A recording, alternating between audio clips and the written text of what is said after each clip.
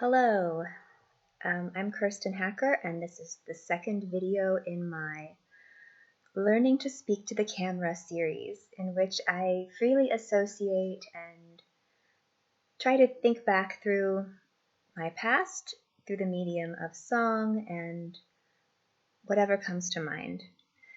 My goal is to feel more comfortable speaking to the camera and to convince people to take a look at my books. They are unusual, they are satirical, and they're in sort of a black and white.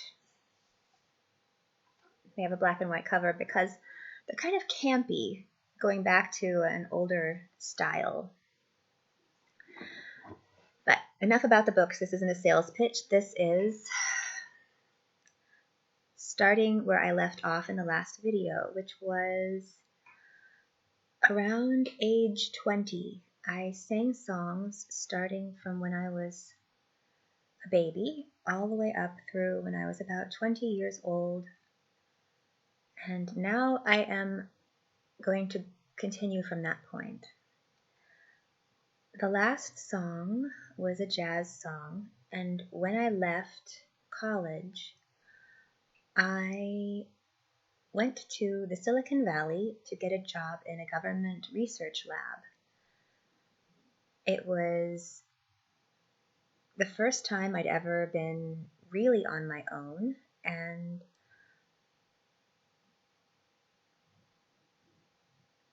I bought my first car and I drove 8 hours down to Menlo Park, California, and there was a hotel named the Mermaid Inn or something on El Camino Real, and I stayed there. It was expensive, 150 per night, until I could find an apartment, which I did by driving around and calling phone numbers on whatever little placards were standing outside. I was lucky that it was a time when I think it was after a bust in the Silicon Valley, so there was a lot of housing available. And the songs I noticed from that time were on the radio. There was rancho music from Mexico, which I really liked.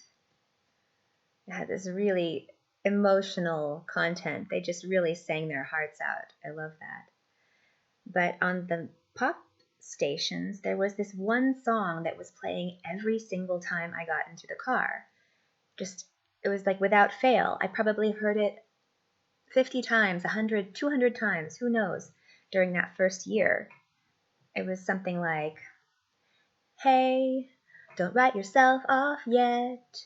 It's only in your head you feel left out, so jump right in. It just takes some time, a little bit of dum. Everything will be alright. Everything will be alright. Hey, you'll figure it out. And it went on like that. It was just this super upbeat song telling you you're going to make it, and it really fit the atmosphere of Silicon Valley, this hopeful, everyone is coming there to try and make money and start a company, and I wasn't starting a company. I was just going to go work at a government lab, which I won't talk too much about. It was just work, and it was very different from college. Everyone was older than me, and I was doing rotating shifts and didn't realize how hard that was going to be on my body. I mean, my hair turned gray. It's gray now, but it was already turning gray back then when I was in my 20s, just from the work schedule that I was on.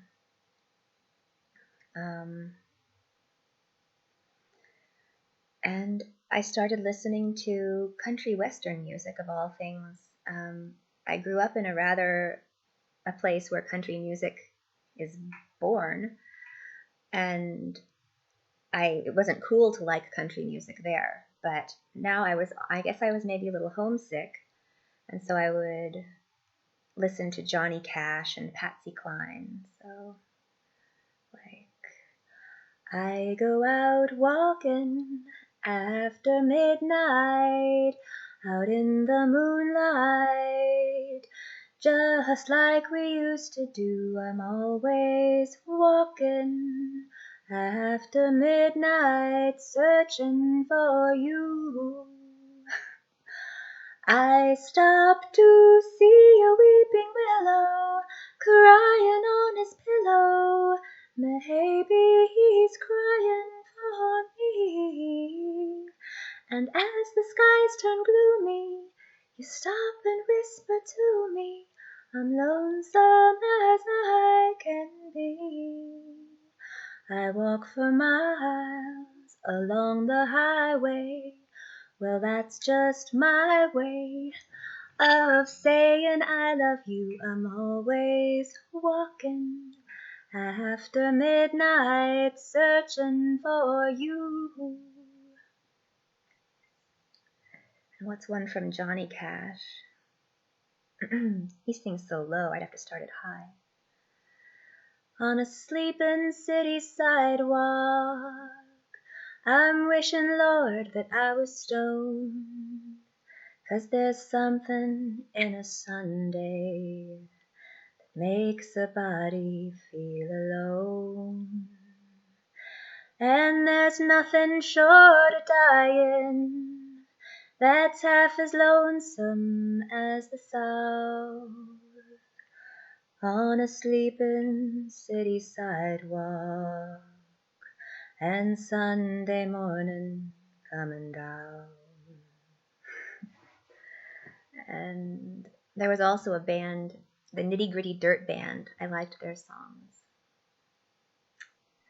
I'd rather be in some dark holler where the sun don't ever shine than to be here alone, just knowing that you're gone as I slowly lose my mind. So blow your whistle, freight train, move me further on down the line. I'm going away, I'm leaving today, I'm going and I ain't coming back. I guess I probably liked that one because I lived really close to train tracks, the Caltrain, and there was always a train coming by.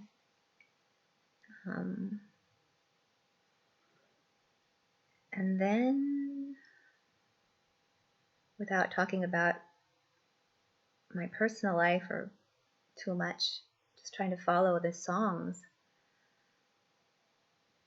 it wasn't a very musical period of time for me. I didn't listen to that much music because I was working all of the time. I would wake up on Sunday morning and I only had, I think, 2 or 3 channels on my television. And there was a Bollywood show which did a review of all of the Bollywood music. And I couldn't memorize that, but I loved it so much.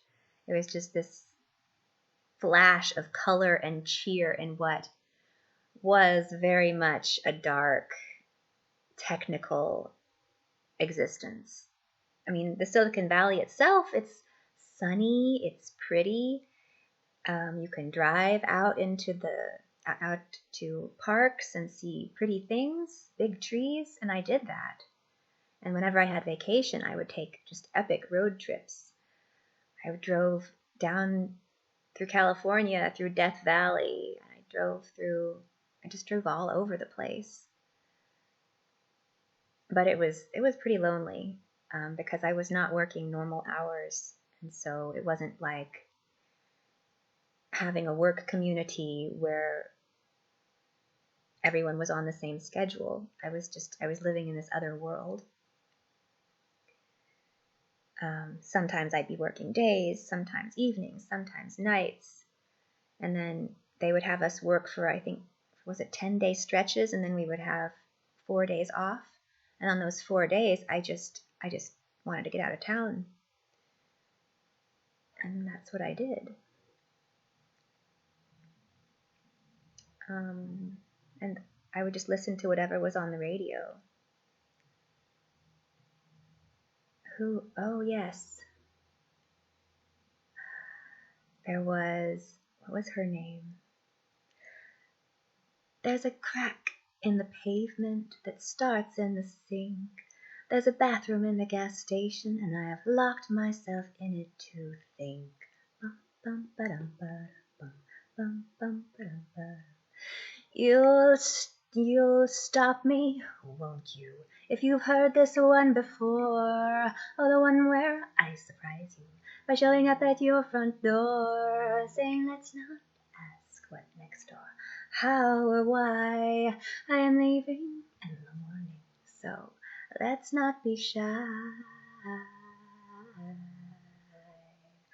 Be shy. I didn't have a boyfriend then, but I could imagine having a boyfriend because I was just too busy. There wasn't anything I could do.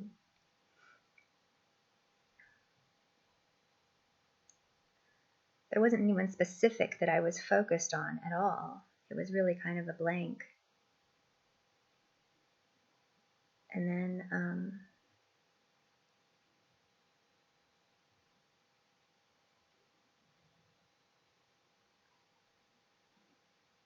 sorry, I'm drawing a blank. Out of range. They're not coming to me because it was really a blank period. I don't really have much in the way of memories from that time. But I guess I fell in love and I moved to Germany and got married. And I had a baby. And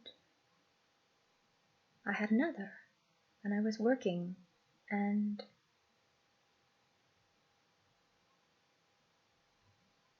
there wasn't any music in that time.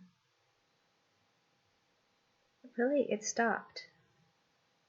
I was no longer programming myself emotionally with music anymore. It was just not there anymore. So I sang lullabies to the kids, and then I guess 10 years later or so, I quit my job and I've been trying to reconnect to who I used to be because it almost felt like work erased that person. It just completely got rid of her. And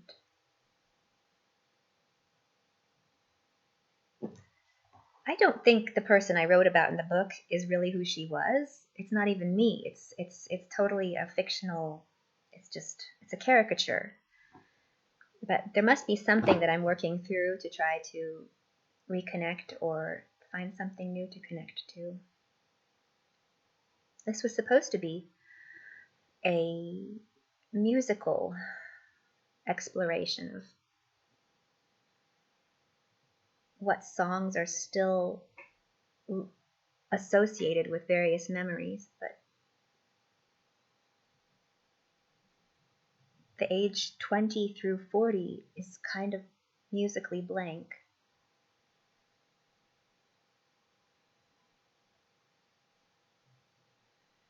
I search, but I can't find anything to associate.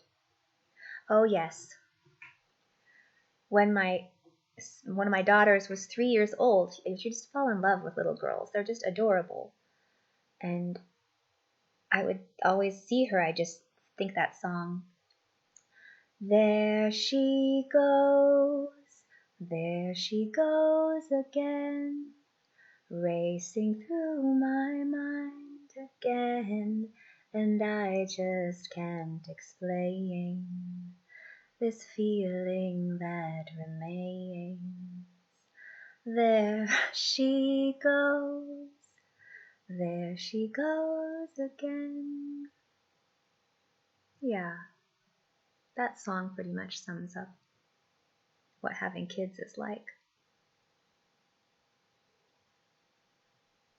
But it makes me a little bit sad that I can't connect to my memories very well ever since I started working. There's this whole map. I can go back to everything from before I was 20 something, but then when I started working, it's like everything just all disappears. There's just nothing there. I remember having babies. That was dramatic. You don't forget that.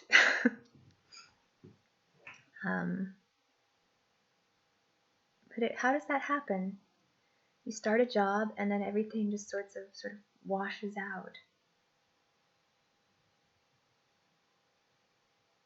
I can look back at my ResearchGate profile and see the papers I wrote, but that has nothing to do with life.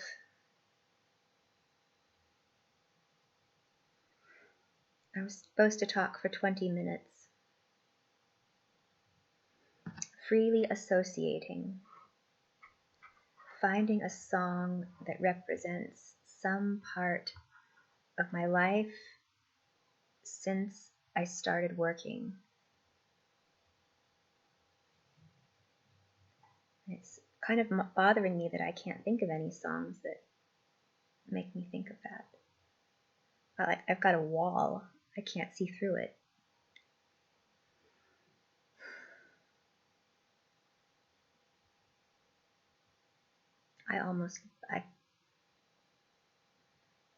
Work was just sitting in front of a computer and repetitively running through physics simulations, and it didn't involve talking to a lot of people. It was just creating narratives about physics simulations for a decade, and that's all I did. And then I got paid for it, but it's just paying to live. It's not like you're paying to save up for some great goal.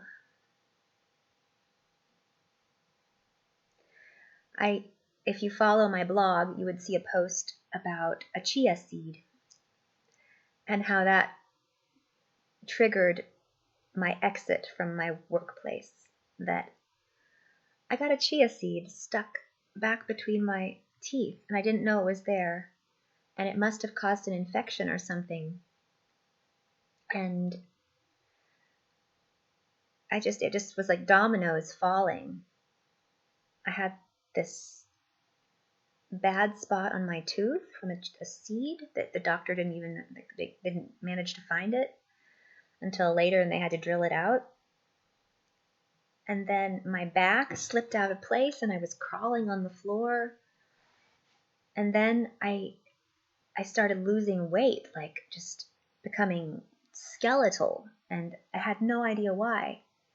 There was no reason for it. I was just burning out, and I went to the doctor and he took blood and he said, maybe your thyroid is recovering from pregnancy, but can't find anything seriously wrong with you. So he didn't think I had cancer or hepatitis, so I was happy about that. And then the dentist got the chia seed out of my teeth, and then I gained weight again and I felt better. But while it just sounds like it wouldn't be anything important, it totally changed how I thought about life, because I felt weak and I realized I could die from something as minor as a chia seed. And when you face this feeling that you're going to die, you get really, really terrified.